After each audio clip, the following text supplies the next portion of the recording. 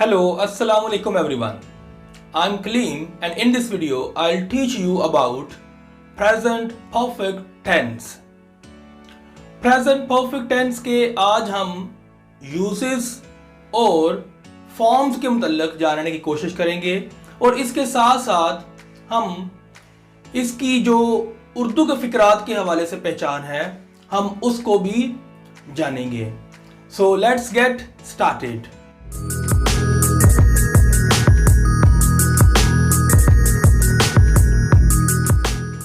तो यहाँ पर मैं आपको यूसेस को डिस्कस करने से पहले ये बताता चलूं कि ये जो टेंस प्रेजेंट परफेक्ट टेंस है इसको हम आम तौर पर पास्ट और प्रेजेंट के लिए इस्तेमाल करते हैं. यानी कि जो एक्शन है या कोई एक्टिविटी वो पास्ट में शुरू होती है और उसका या तो हमें नतीजा प्रेजेंट में मिलता है या फिर वो प्रेजेंट तक काम चलता है. तो सबसे पहले अब हम इनके यूसेस को डिस्कस कर लेते हैं कि इसके जो डिफरेंट यूसेस हैं वो कौन कौन से हैं. यानी कि हम इस टेंस को प्रेजेंट परफेक्ट टेंस को किन सिचुएशंस के अंदर इस्तेमाल करते हैं. तो फर्स्ट यूज आप देखें यहां पर we can use present perfect tense to describe past events. ये जो पास्ट इवेंट्स है यानी कि माजी में होने वाले कुछ जो काम हैं, कुछ जो कह लें कि वाकयात हैं, उनके हवाले से हम बात करते हुए कहां तक पहुंचते हैं, giving a result in the present. तो पास्ट से बात शुरू हुई, प्रेजेंट तक चली. तो इस तरह से हम इसका इस्तेमाल देखते हैं. For example, they have eaten all the oranges. have eaten मतलब ये कि वो खत्म कर चुके हैं, खा चुके हैं ऑरेंजेस को. तो ये एक एक्शन पास्ट में हुआ जिसको हम इमीडिएट पास्ट भी कह सकते हैं और इसका नतीजा हमारे सामने क्या आया जो प्रेजेंट के अंदर, there aren't any left के नतीजतन इस वक्त कोई ऑरेंज मौजूद नहीं है. तो लिहाजा ये ऑरेंज खाने वाला जो काम था वो पास्ट में शुरू हुआ और इसका नतीजा हमें प्रेजेंट के अंदर मिला. तो इस तरह से हम इसका इस्तेमाल देखते हैं आमतौर पर. आगे बढ़ते हुए एक और इसका इस्तेमाल देखते हैं कि we can use present perfect tense to indicate completed actions.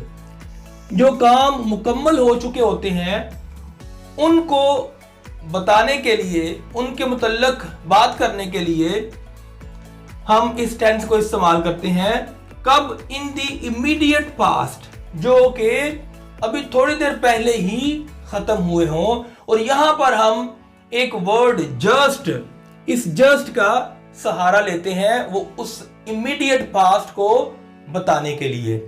For example हम इसका सेंटेंस देखते हैं, I have just come back from my office. कि मैं अभी ही अपने दफ्तर से वापस आया हूं.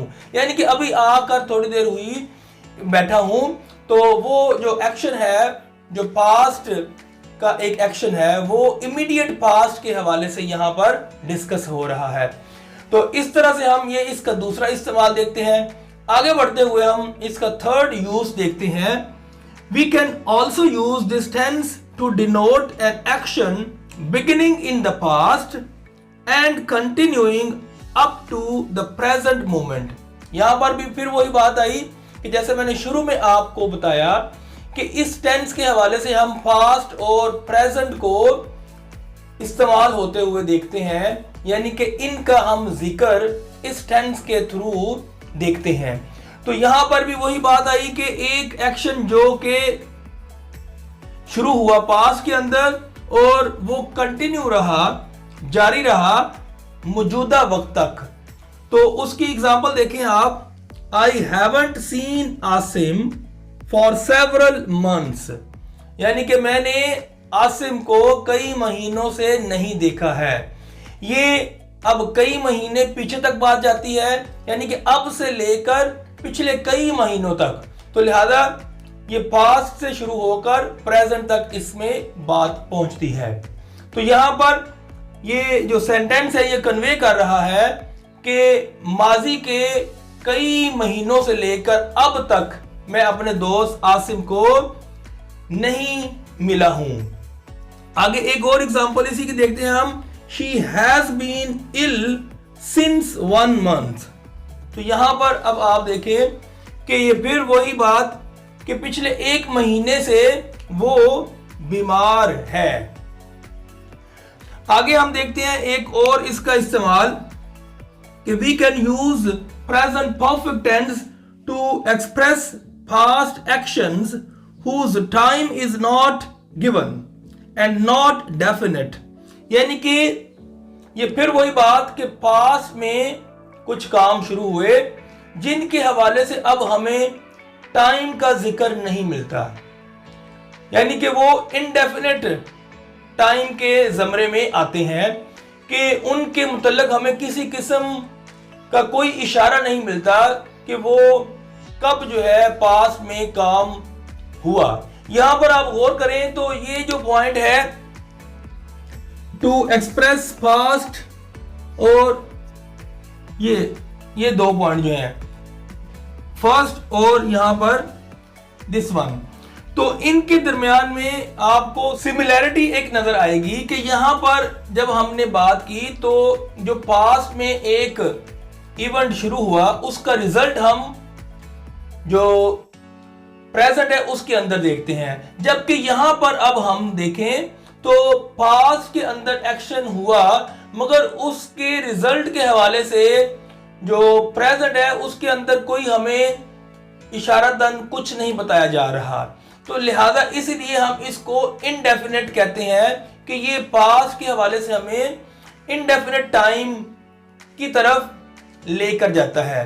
तो ये यूज आपने इस तरह से इनडेफिनेट टाइम के हवाले से बात करते हुए किसी पास्ट एक्शन को आपने जाहिर करने के लिए इस टेंस को इस तरह से इस्तेमाल करना है। इसकी एग्जांपल देख लें आप।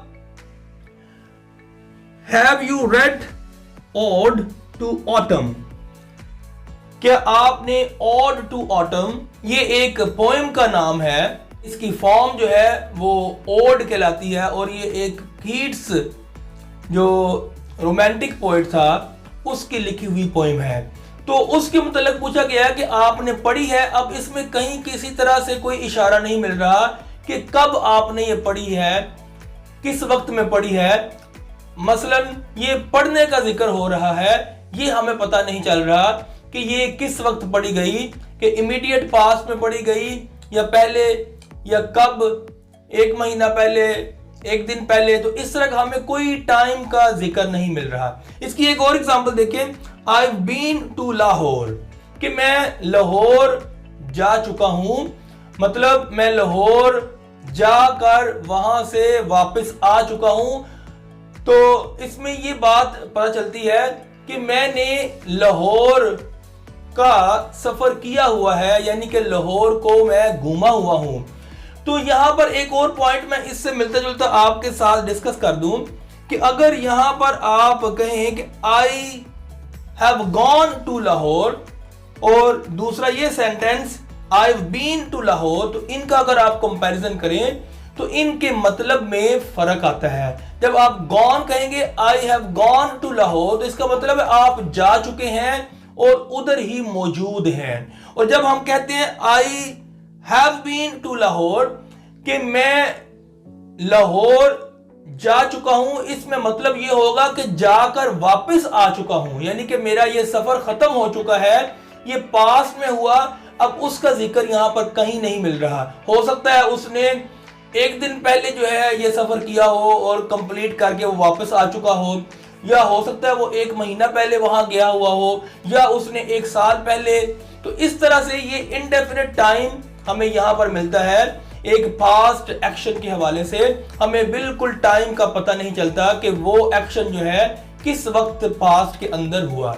इसके बाद हम अब कुछ एडवर्ब्स और एडवर्ब फ्रेजेस के मुताल्लिक जानते हैं कि उनका इस्तेमाल हम इस टेंस में करते हैं। तो वो कौन कौन सी एडवर्ब फ्रेजेस या एडवर्ब्स हैं वो मैं आपके सामने यहाँ पर आपको पढ़कर बता देता हूं। तो ये जो वर्ड्स हैं जैसा कि never, ever, so far, till now, yet, already, today, this week, this month etcetera. तो इस तरह के जो एडवर्ब्स हैं या एडवर्ब फ्रेजेस उनको भी आप इस टेंस के अंदर इस्तेमाल होते हुए देखेंगे। तो ये वो डिफरेंट यूसेस थे जिनको हम आम तौर पर इस टेंस के अंदर इस्तेमाल करते हैं। अब इसके बाद मैं आपके सामने फॉर्म्स को डिस्कस करने से पहले उर्दू के फिकरात के हवाले से इस टेंस को पहचानने के लिए इसकी पहचान बताता जाऊं कि जब हम इसको उर्दू से इंग्लिश में ट्रांसलेट करने की तरफ जाएं तो उस वक्त हमें ये क्लियर होना चाहिए कि उर्दू के जो फिकरात हैं उसके आखिर पर हम चुका है, चुकी है, चुके हैं वगैरह देखते हैं। इसके अलावा एक और भी पहचान है जिसमें हमें उर्दू के फिकरात के आखिर पर अलिफ है, छोटिए है या बड़िए है लिखा हुआ नजर आता है। तो जब इस तरह के फिक्रे आएंगे आपके सामने तो उनको अगर आप ट्रांसलेट करने की तरफ बढ़ते हैं तो आपने हमेशा इस टेंस का सहारा लेकर उसको ट्रांसलेट करना है। तो लिहाजा अब हम इसके डिफरेंट फॉर्म्स डिस्कस कर लेते हैं। फॉर्म्स में हम पॉजिटिव फॉर्म्स, नेगेटिव और इंट्रोगेटिव जो ये 3 बेसिक फॉर्म्स है इनको डिस्कस करेंगे। फिर जो इंट्रोगेटिव है उसके साथ हम जो नेगेटिव है उसका कॉम्बिनेशन करते हुए भी एक 4th किस्म की टाइप जो है फॉर्म के हवाले से उसको भी हम डिस्कस करेंगे। तो यहां पर आप देखें तो इसकी जो पॉजिटिव फॉर्म है उसके अंदर हमें सबसे पहले सब्जेक्ट मिलता है। फिर हम यहां से हेल्पिंग वर्ब्स हैव जो कि हम इस्तेमाल करते हैं आई के लिए, वी के लिए, यू के लिए और दे के लिए। इसके अलावा ये तो प्रोनाउंस हैं जिनके लिए हम हैव को इस्तेमाल करते हैं। अगर आपको 2 या more than 2 names of persons मिले एक सेंटेंस के अंदर तो उनका जिक्र करने के लिए भी उनके बाद में आप हैव को इस्तेमाल करेंगे as a helping verb in this tense. तो इसके बाद हम या फिर हैज का इस्तेमाल करते हैं। वो हैज किसके लिए होगा? ये सिंगुलर जो सब्जेक्ट्स हैं उनके लिए होगा। उसमें हम इट को इस्तेमाल करते हैं, ही, शी, और इसके साथ साथ एक शख्स या एक चीज का नाम जब आपके सामने आएगा तो उस वक्त भी आप हैज को एज अ हेल्पिंग वर्ब इस्तेमाल करते हैं।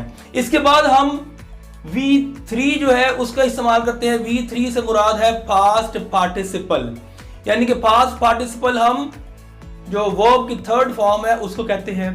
तो उसको हम यहां पर इस्तेमाल होते हुए देखेंगे। इसके बाद जरूरतन और जो आप चीजें देखते हैं, अगर आपके सेंटेंस के अंदर आपको ऑब्जेक्ट मिलता है, एडवर्ब मिलता है, तो आप फिर उनको लेकर आएंगे। तो ये एक इसका बेसिक जो कह लें कि फॉर्मूला है फॉर्म के हवाले से, जिसमें आपने सब्जेक्ट हैव या हैज में से कोई एक हेल्पिंग वर्ब और फिर जो 3rd फॉर्म है जिसको हम पास्ट पार्टिसिपल कहते हैं उसको इस्तेमाल करेंगे।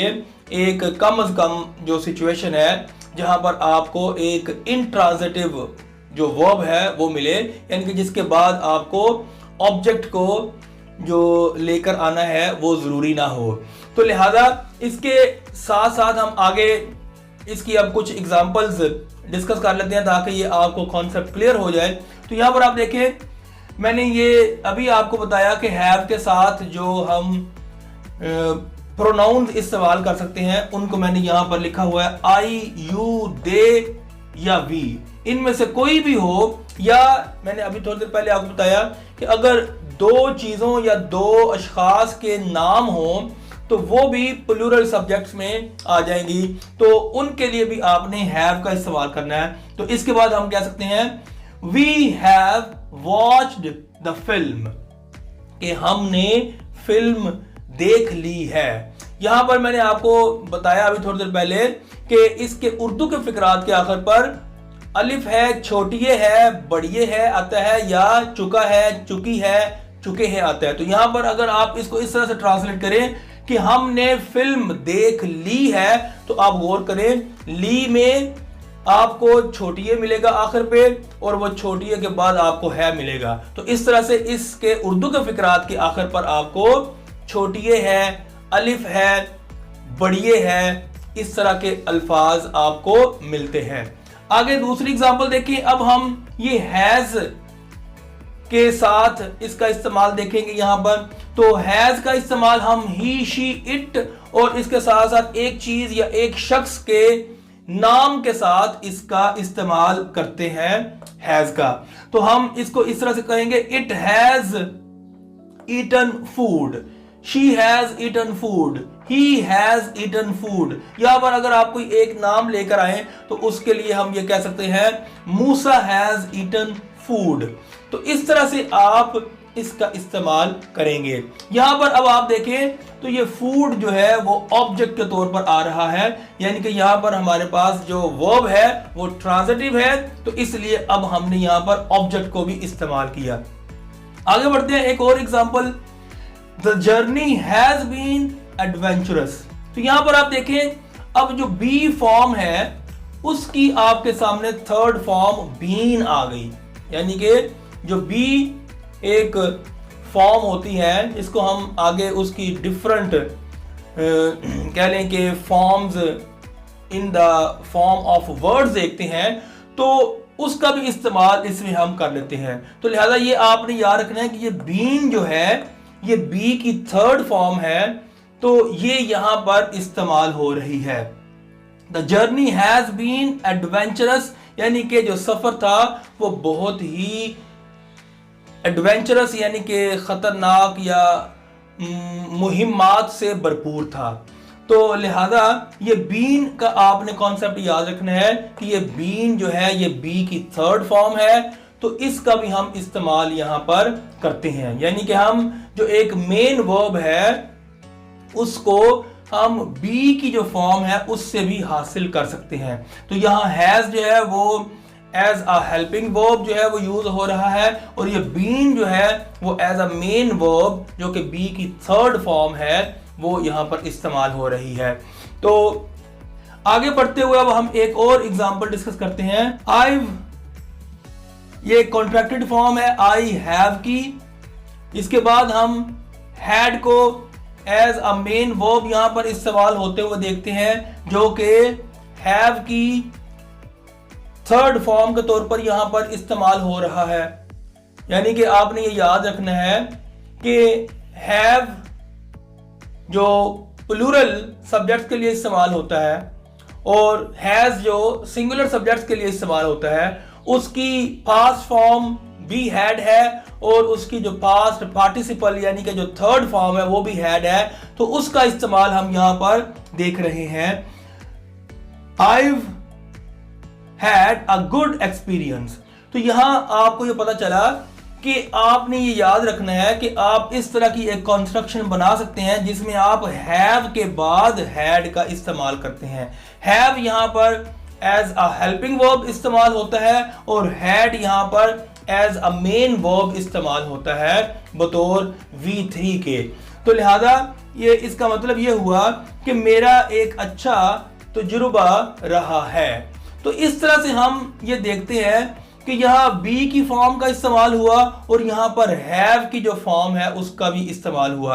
आमतौर पर हम ये जो बी फॉर्म्स हैं और जो हैव की फॉर्म्स हैं इनको हम ऑक्सिलियरी वर्ब्स के अंदर इंक्लूड करते हैं, मगर ये यहाँ पर मेन वर्ब्स के तौर पर इस्तेमाल हो रही हैं। इसलिए ये मैंने एग्जांपल्स आपके सामने डिस्कस की ताकि आपको पता हो कि जो ऑक्सिलियरी वर्ब्स के अंदर बी फॉर्म्स हैं और हैव की जो फॉर्म्स हैं उनको हम एज मेन वर्ब्स के भी इस्तेमाल कर सकते हैं।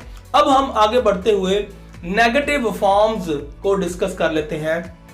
तो नेगेटिव फॉर्म में आपने अब नॉट का इस्तेमाल करना है, तो उससे ये नेगेटिव सेंस देगा। तो इसकी हम फॉर्म देखते हैं। तो सबसे पहले हम सब्जेक्ट देखेंगे। यानी कि सब्जेक्ट को लेकर आएंगे और इसका इस्तेमाल करेंगे। फिर वही जो हेल्पिंग वर्ब्स हैं इसके हर दफ़ा यही रहेंगे हर सिचुएशन के अंदर, चाहे वो पॉजिटिव हो, चाहे वो नेगेटिव हो, चाहे वो इंट्रोगेटिव हो। हैव या हैज़, मैंने अभी बताया आपको कि हैव किन सब्जेक्ट्स के साथ इस्तेमाल होता है और हैज़ किन सब्जेक्ट्स के साथ इस्तेमाल होता है। फिर इसके बाद हम नॉट को लेकर आएंगे जिससे हम ये नेगेटिव सेंस कन्वे करेंगे। और फिर आगे V3 है, ये कम से कम एक स्ट्रक्चर है इस फॉर्म का नेगेटिव का। अगर आगे आपको ऑब्जेक्ट मिलता है तो फिर आप उसको लेकर आएंगे, क्योंकि ऑब्जेक्ट जो है वो ट्रांजिटिव वर्ब्स के बाद में आएगा। तो अगर वो ट्रांजिटिव वर्ब है तो फिर आप उसका इस्तेमाल करेंगे। और अगर आगे कोई आपको फर्दन कोई और एलिमेंट ऑफ द सेंटेंस यानी कि एडवर्ब वगैरह मिले तो उसका भी आप इस्तेमाल कर सकते हैं। तो इसकी एक एग्जांपल देखें, आई हैव नॉट, या इस हैव नॉट को हम कंट्रैक्टेड फॉर्म हैवंट के तौर पर भी इस्तेमाल करते हैं। वॉच्ड द फिल्म, यानी कि मैंने फिल्म नहीं देखी है। तो इस तरह से आप इसको नेगेटिव सेंस के साथ इस पैटर्न के अंदर इस फॉर्म के साथ इस्तेमाल में ला सकते हैं। अब हम आगे बढ़ते हैं, तो अब इंट्रोगेटिव जो फॉर्म्स हैं वो डिस्कस कर लेते हैं। तो इसमें आप देखें तो हम अब जो इसके हेल्पिंग वर्ब्स हैव और हैज है इनको शुरू में ले आए, हैव या has according to the subject जो है वो इस्तेमाल होंगे। फिर सब्जेक्ट आ जाएगा, उसके बाद फिर आप जो third form of the verb है उसका इस्तेमाल करेंगे और फिर आगे आप ज़रूरत के मुताबिक इस्तेमाल करेंगे, मगर आखिर पर आप ये क्वेश्चन मार्क डालना ना भूले, क्योंकि जो इंट्रोगेटिव इसकी फॉर्म है उसके आखिर पर ये क्वेश्चन मार्क का इस्तेमाल करना बहुत ज़रूरी है। तो इसकी अब आप एक मिसाल देख लें कि आप एक फिक्रा बनाएं, have you gone to Lahore या have you been to Lahore. ये दो मुख्तलिफ अंदाज से आप दो मुख्तलिफ मीनिंग्स में फिक्रा इस्तेमाल कर सकते हैं। यानी कि तुम वहां लाहौर पहुंच चुके हो, यानी कि गॉन जब आप यूज करेंगे तो वो वहां पर ही मौजूद होगा, तो आप उसके लिए ये सवाल करते हैं। और अगर आप पूछें कि आप वहां से होकर आ चुके हैं, यानी कि आप विजिट करके आ चुके हैं, तो फिर आप इसको इस तरह से सवाल करेंगे, have you been to Lahore.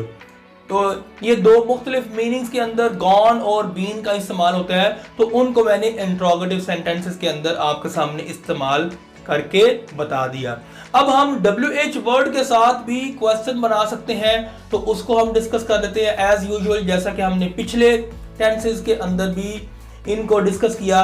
तो अब WH वर्ड उसी जो एक बेसिक जो हमारे पास फॉर्म है उसके शुरू में अगर हम ऐड करें, थोड़ी सी स्लाइड चेंज आपको इसमें इस कंस्ट्रक्शन के अंदर नजर आएगी, तो वो अभी हम डिस्कस कर लेते हैं। मसलन WH वर्ड आएगा शुरू में, फिर आप वही हैव या हैज में से कोई एक लेकर आएंगे, फिर आपके पास V3 आ जाएगी यानी कि वर्ब की थर्ड फॉर्म, और फिर ऑब्जेक्ट आएगा। क्योंकि यहाँ जब ऑब्जेक्ट आएगा तो यहाँ पर आप गौर करेंगे तो आपको कहीं सब्जेक्ट नजर नहीं आ रहा, तो याद रखें कि यहाँ पर जब ये WH वर्ड है यही सब्जेक्ट जो है बन जाता है और ये सब्जेक्ट के तौर पर इस्तेमाल होता है।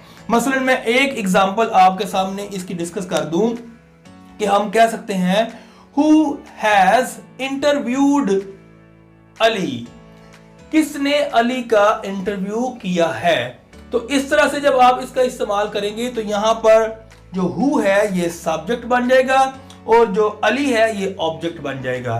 तो इस तरह से आप इसका इस्तेमाल करते हैं। आगे अब इसी WH वर्ड को जब आप एज ऑब्जेक्ट के तौर पर इस्तेमाल करेंगे तो यहां पर ये जो WH वर्ड है वो ऑब्जेक्ट बन जाएगा, और फिर आगे हम सब्जेक्ट को लेकर आएंगे। तो हम इसका अंदाज अब देख लें कि ये किस तरह से आप इसको इस्तेमाल करेंगे।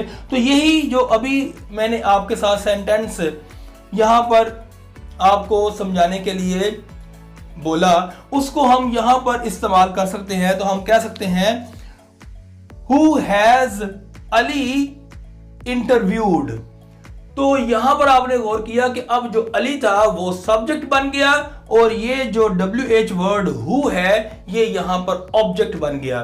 तो इस तरह से हम WH वर्ड के साथ इंट्रोगेटिव सेंटेंसेस जो है वो बनाते हैं। आगे अब हम इंट्रोगेटिव के साथ जब नेगेटिव सेंस दें तो उसका भी इस्तेमाल देख लेते हैं। स्लाइड सा डिफरेंस है कि अब आप इसमें नॉट का इस्तेमाल करेंगे। मसलन हैव या हैज, यहां पर आप गौर करें तो ये एक हमारे सामने ये थोड़ी सी एक माइनर मिस्टेक नजर आई। तो इसमें आपने हैव या हैज का इस्तेमाल करना होता है। फिर आपके पास सब्जेक्ट आएगा, फिर आगे नॉट है और फिर V3 है। तो इस तरह से आप इनका इस्तेमाल देखें और इस कंस्ट्रक्शन के अंदर आप गौर करें तो यहां पर आपको नॉट जो है वो इस्तेमाल होता हुआ नजर आ रहा है, जो कि सब्जेक्ट के बाद में आ रहा है। यानी कि सब्जेक्ट और जो वर्ब है इसके दरमियान में आप नॉट को इस्तेमाल करते हैं। तो इसका भी फिक्रा आप बना सकते हैं कि have you not been to Lahore. तो इस तरह से आप एक सवाल बना सकते हैं, have you not been to Lahore. और इसके बाद अब हम WH वर्ड के साथ अगर इस्तेमाल करें तो हम देखेंगे कि WH वर्ड जो है शुरू में आएगा, फिर हैव या हैज में से कोई एक आपके पास हेल्पिंग वर्ब होगा, फिर नॉट का इस्तेमाल करेंगे, फिर V3 और फिर ऑब्जेक्ट। और इस तरह से आप यहां पर अब WH वर्ड को यहां इस सिचुएशन में सब्जेक्ट के तौर पर इस्तेमाल कर रहे हैं। तो जब सब्जेक्ट के तौर पर इस्तेमाल करेंगे तो इस तरह सेंटेंस बनेगा, who has not interviewed Ali. तो इस तरह से आप देखेंगे कि ये एक आपके सामने सेंटेंस बन गया जो कि इंट्रोगेटिव और नेगेटिव सेंस को कन्वे कर रहा है। अब हम आगे WH वर्ड को जब ऑब्जेक्ट के तौर पर इस्तेमाल करेंगे तो फिर हम आगे सब्जेक्ट ले आएंगे। तो इस तरह से ये अंदाज बनेगा, who has Ali not interviewed. तो ये थोड़ा सा अंदाज बदला और उसका मीनिंग बदल गया और उसके फॉर्म के अंदर जो एलिमेंट्स हैं, ये WH वर्ड जो शुरू में पहले सेंटेंस के अंदर सब्जेक्ट था यहाँ पर अब ऑब्जेक्ट बन गया। यहाँ पर जो अली हमने डिस्कस किया था ऑब्जेक्ट के तौर पर, वो यहाँ पर सब्जेक्ट के तौर पर सामने आ गया। तो इस तरह से हम इनका इन डिफरेंट फॉर्म्स के थ्रू इस्तेमाल करते हैं। ये अगर आपको फॉर्म्स क्लियर हो जाए तो फिर आप इसकी कंस्ट्रक्शन करने में बड़ी आसानी महसूस करते हैं। तो ये वो डिफरेंट एस्पेक्ट्स हैं इस टेंस के यूसेज और फॉर्म के हवाले से। और इसके साथ साथ हमने इसकी पहचान भी सीखी कि उर्दू के फिकरात के अंदर इसकी क्या पहचान होगी। तो मुझे उम्मीद है कि आज की वीडियो आपके लिए काफ़ी हेल्पफुल साबित होगी to understand the present perfect tense. तो इसको अब आप याद रखें और इसका इस्तेमाल करें और फ्यूचर में अपने इंग्लिश को बेहतर अंदाज में इस्तेमाल करें। Thanks for watching my video. Until my next video, bye bye.